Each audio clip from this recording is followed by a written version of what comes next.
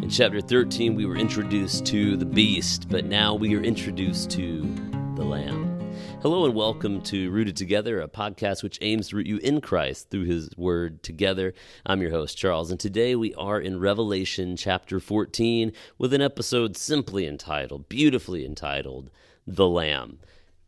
Fun fact, Jesus is referred to as the Lamb throughout the book of Revelation, more so than any other title. And he's given a lot of titles.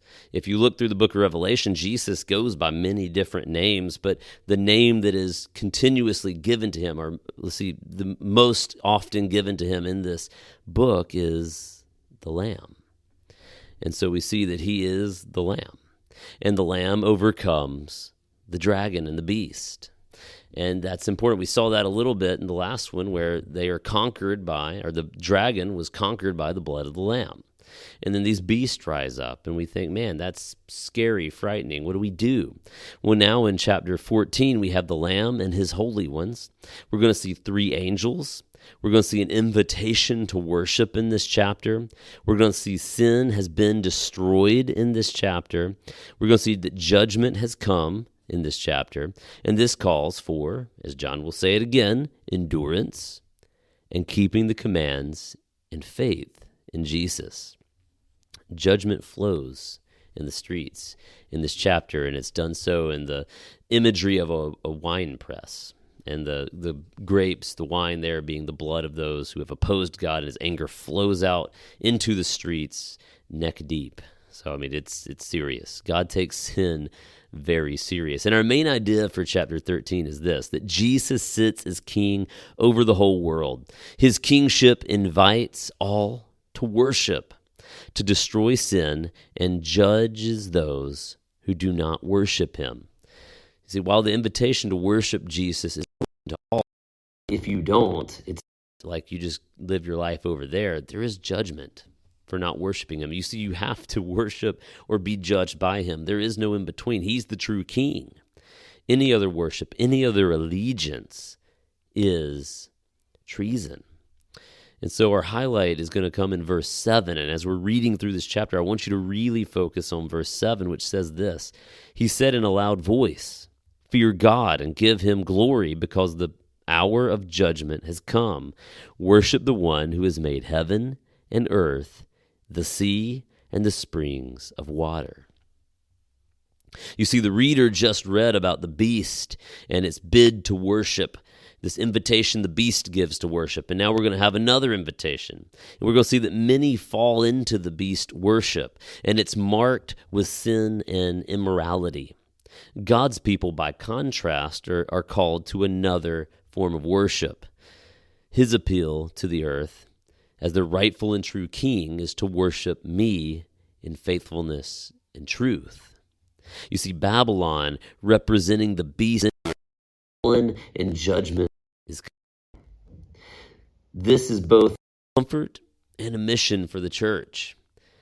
For now, they are to endure and wait for this day. They live in the time where the beast is ruling. We do as well.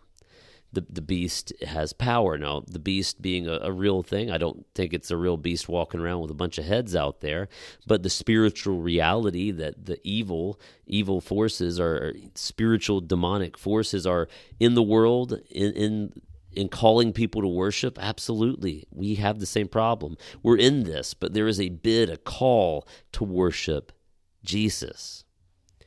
And our mission is to call people into that worship, because there is a judgment coming. It's not yet, but it is coming. It's a certainty.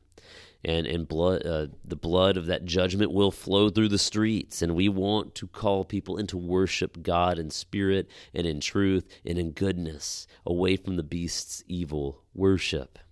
You see, we don't know who was, is, or who will be. That's just a really odd refrain, this beast who was and nor will be. But we do know our king will win.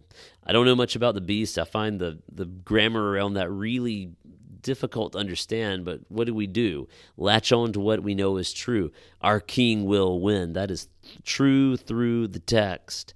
God is clear about that. He has allowed the beast to reign for now, But the real power and the real authority belongs to God alone, who has allowed the beast to reign or to rule. See, we get to be a part of the grace of God by proclaiming the glorious invitation to worship Him. We get to be a part of this call to the world to worship the true and the good and the right King. So brothers and sisters, be about doing that. Be about calling people into an invitation to worship and to know the true King of Kings. All the while, be faithful, enduring all hardship, and obeying our King and keeping the faith. For when we keep the faith, we worship Him. When we obey His commands, we worship Him. When we worship Him above the beast, we're worshiping the true King. When we resist the call to worship lesser things, we worship the King. When we tell others about this glorious invitation to worship God, we are worshiping God through the giving of that invitation to the people around us. So be about enduring, be about obeying, be about being faithful and proclaiming the love of Jesus to a lost and broken world, a world that is fading into judgment. Thank you for joining me in Revelation chapter 15, and I look forward to joining you in Revelation chapter 16 next time. I'll see you there.